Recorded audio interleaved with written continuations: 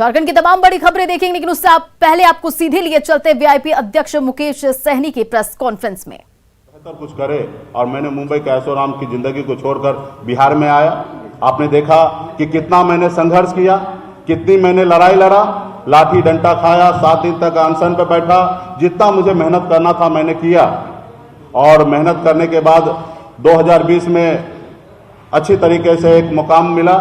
माननीय मुख्यमंत्री नीतीश कुमार जी के नेतृत्व में बिहार में काम करने का मौका मिला और लोगों को ये हजम नहीं हुआ कि वो देखे कि ये व्यक्ति संघर्ष के दम पर जब हमें 11 सीट देने पर मजबूर कर सकता है तो ये लड़का आने वाले समय में बहुत मेहनत करेगा और शायद 11 सीट पे इनकी समझौता नहीं होगा, शायद 100 पे समझौता हो। तो उन्होंने ये देखा कि इसको कैसे रोका जाए, तो उन्होंने रोकने का काम किया है। और हम तो कुछ भी हाथ में नहीं था, जीरो में था। संघर्ष करना मैंने सीखा और संघर्ष के बदौलत मैं यहाँ पे आया हूँ। क्या मैं अपने समाज के लिए आरक्षण मांग रहा हूँ, मैं गुनाह कर रहा हूँ? क्या मैं अति पिछड़ा समाज को हक अधिकार दिलाना चाहता हूँ? जितने उनकी संख्या है उतने मैं उनको आरक्षण दिलाना चाहता हूँ, मैं क्या गुनाह कर रहा हूँ? क्या मैं कर्पूरी ठाकुर जी का सपना पूरा करना चाहता हूँ, क्या मैं गुनाह कर रहा हूँ? क्या मैं चाह रहा हूँ कि देश में जातिगत जनगणना हो, उसके लिए मैं क्या गुनाह कर रहा हूँ? तो मैं हर चीज में मुखर के अपनी बात को रखता था, मैं अपने काम को कर रहा था। लेकिन लोगों को लगा कि ये बड़ा हीरो हो जाएगा, काम करेंगे। कल ही हमने बेतिया में करबरा सरैया मन है 348 एकड़ का, जो 20 साल से विभाग प्रयास कर रहा था कि ये विभाग में ट्रांसफर हो जाए, लेकिन मैंने कल ही कैबिनेट से पास कराया और विभाग में हमने ट्रांसफर किया। वो मन में झील में कम से कम 10,000 परिवार का घर गुजर बसर हो सकता है, खास करके मछुआरा भाई का। तो मैं उनके लिए काम कर रहा हूं। आज बिहार में 32,000 तालाब है, जिसमें से 15,000 तालाब से अधिक तालाब पे कब्जा हो चुका है, अतिक्रमण हो चुका है। मैं उसके लिए प्रयास हूँ, अलग से टीम बना के उसको मैं चाहता हूँ कि अतिक्रमण मुक्त कराऊं। तो लोगों को लगता है कि ये काम करने के बाद कहीं ना कहीं इस समुदाय में हीरो बन जाएंगे। तो इसलिए लोगों ने रोकने का काम किया है और मैं मजबूती से आगे बढ़ रहा हूं। मेरी जिंदगी में तो बचपन से ही संघर्ष है। जो आज हुआ है ऐसी बात नहीं था कि मुझे अंदाजा नहीं था, मुझे सब पता था कि मैं जो लड़ाई लड़ रहा हूं उसमें कुछ भी हो सकता है। कुछ लोग चाहते हैं कि मैं ऐसा आदमी बना के रखूं कि जिनको मैं बोलूं कि उठो तो उठेंगे, बोलूंगा बैठो तो बैठेंगे। तो ये पहले हुआ करता था किसी कालखंड में। समाज में कुछ ऐसे नेता था जिनको अपने आप पे भरोसा नहीं था, इसलिए वो ऐसे करते थे कि किसी के कहने पे सुनने पर उठते थे और बैठते थे। लेकिन आज मुझे भरोसा है कि बिहार ही नहीं, देश में लाखों करोड़ों निषाद का बेटा, पिछड़ा का बेटा, दलित का बेटा आज सनब मल्ला को जानने लगा। अब मैं भी इसलिए मैं कहता हूं गर्व से कि मैं सनब मल्ला हूं, पूरे देश में निषाद का बेटा हूं, उनके हक अधिकार के लिए लड़ाई लड़ता रहूंगा। आखिरी सांस तक मैं अपने लोगों के लिए लड़ाई लड़ते रहूंगा। आप सबको पता है कि अगर मैं उनकी बात मान लेता तो शायद ये नहीं होता। आज हमने बोछा में चुनाव लड़ने का निर्णय लिया। आप सबको पता है कि गठबंधन में वो सीट हमारा था। जब सीट अगर हमारे स्वर्गीय विधायक जी का निधन हुआ तो निश्चित तौर पर सीट खाली हुआ और उसका पहला अधिकार वीआईपी का होना था, लेकिन उन्होंने नहीं किया। उन्होंने अपने मन से अपने प्रत्याशी का नाम का घोषणा कर दिया और आपने देखा कि 4 महीना उनके पार्टी के लोग किस तरीके से बेइज्जत करते रहे, उनके सांसद किस तरीके से अभद्र बात करते रहे। मैं सुनते रहा क्योंकि मुझे वहां पे चुनाव लड़ना था। आज हमें लोग टारगेट कर रहे हैं कि आप उत्तर प्रदेश में चुनाव लड़े, देश के प्रधानमंत्री जी को लेके विरोध किए। तो भैया आप बताइए, मेरा जो हक अधिकार है वो मैं किससे मांगूंगा? मैं अमेरिका में जाके मांगू या मैं राहुल गांधी जी से मांगू? देश के प्रधानमंत्री नरेंद्र मोदी जी हैं, उनको लगता कि वो प्रधानमंत्री जी उनके हैं, लेकिन उनको ये नहीं पता है कि देश के प्रधानमंत्री जी पूरे 140 करोड़ देश के जनता का प्रधानमंत्री है और हमारे भी प्रधानमंत्री हैं।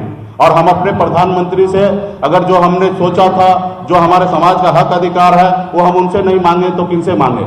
आज बंगाल में निषाद को आरक्षण मिल रहा है, दिल्ली में आरक्षण मिल रहा है, लेकिन बिहार में या उत्तर प्रदेश झारखंड में नहीं मिल रहा है। तो ये सवाल मैं किनसे करूंगा? आज उनसे मैं मांगने का काम किया तो उनको लगता है कि ये गलत किया।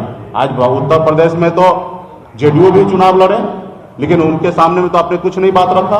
लेकिन मुकेश सहनी को आपने टारगेट किया, मुकेश सहनी को आपने कमजोर करने का कोशिश किया है।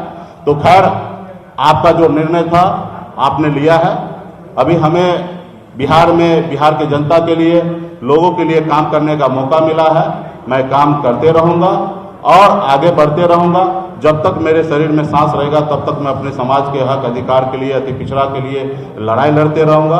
किसी के सामने में कभी नहीं झुकूंगा, चाहे दुनिया का कोई भी ताकत क्यों ना हो। हाँ, कंधे से कंधे मिला के चल सकता हूं। अगर चार बात अगर आपका मानता हूं तो चार बात आपको हमारा भी मानना पड़ेगा। अगर कहेंगे कि मैं शहंशाह हूं तो मैं इस दुनिया में, इस धरती पर किसी को शहंशाह मानने के लिए तैयार नहीं हूं कि आप चाहे वो जो कर सकते हैं, आप स्वतंत्र हैं वो सब चीज करने के लिए। तो इसलिए आज जो हुआ है ये कोई बड़ा घटना नहीं है, ये सामान्य घटना है।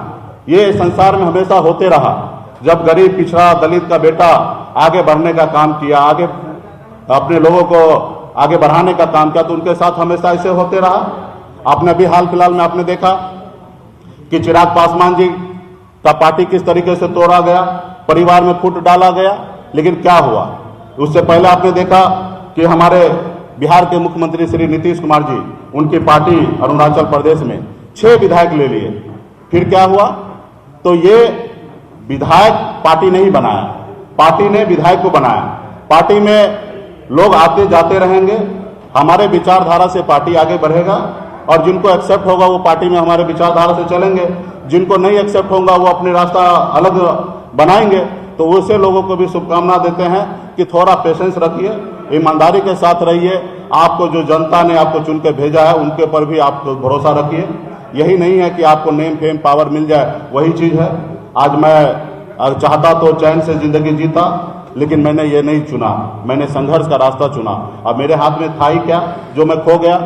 कल फिर 4 बनाया, फिर 40 बनाएंगे। लोगों का भरोसा अगर हम पे रहा तो निश्चित तौर पे हम अपने कामयाब होंगे। तो इसलिए इससे मैं ज़्यादा भयभीत नहीं हूँ, चिंतित नहीं हूँ। अभी मेरा लक्ष्य है कि बोछा में मजबूती से हमारा जो जनाधार है, जो ताकत है, उसको लगाकर बोछा सीट पर लड़ेंगे और जीतेंगे।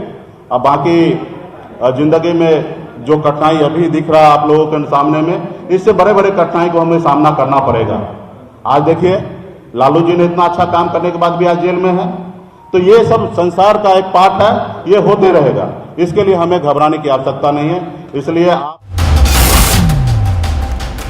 तो देखिए, ये बड़ी खबर, वीआईपी अध्यक्ष मुकेश सहनी बीजेपी पर उन्होंने निशाना साधा है। बीजेपी पर निशाना साधते हुए कहा उन्होंने हक और अधिकार की लड़ाई लड़ता रहूंगा। तो बीजेपी को लेकर लगातार मुखरता से वो बोलते रहे और मेरे काम से बीजेपी को परेशानी हो रही थी। उन्होंने कहा संजय जायसवाल पर भी उन्होंने झूठ बोलने का आरोप लगाया। तो प्रेस कॉन्फ्रेंस कर रहे थे मुकेश सहनी, आखिरी सांस तक अपने लोगों के लिए लड़ाई लड़ने का ऐलान किया और वीआईपी छोड़कर बीजेपी में गए विधायकों को बधाई भी मुकेश सहनी ने दी। तो पटना से ये प्रेस कॉन्फ्रेंस आप देख रहे थे, जहां वीआईपी अध्यक्ष मुकेश सहनी प्रेस कॉन्फ्रेंस कर रहे थे और उन्होंने बीजेपी पर निशाना साधा। उन्होंने कहा कि मेरे काम से बीजेपी को परेशानी थी। साथ ही उन्होंने कहा कि संजय जायसवाल पर भी उन्होंने झूठ बोलने का आरोप लगाया। तो ये प्रेस कॉन्फ्रेंस की उनकी बड़ी बातें, आखिरी सांस तक अपने लोगों के लिए लड़ाई लड़ने का ऐलान किया है वीआईपी प्रमुख मुकेश सहनी।